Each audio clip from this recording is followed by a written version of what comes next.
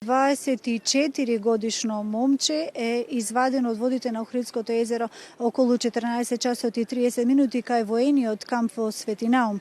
Значи станува збор, неофицијално ќе потврдам, за лице родено 1992 година од Скопје.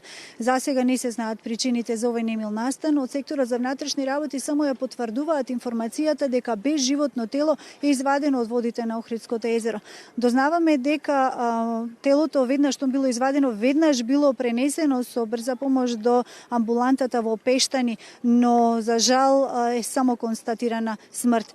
Уште еднаш ќе потврдам, причините за оваа несреќа не се знаат. Јас само ќе се навратам и на информацијата дека концесионерот на плажата, на оваа плажа конкретно, каде што се изврши овој немил настан денеска по Пладнево, веќе трета година нема ангажирано спасители. Последен пат спасители на оваа плажа се во 2012 година.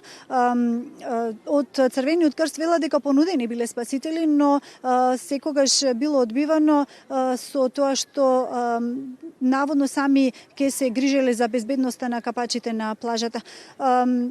Само уште да потврдам дека момчето е пронајдено и извадено на длабочина од 1,20 м, а од брегот на 20 метри само од брегот на езерото.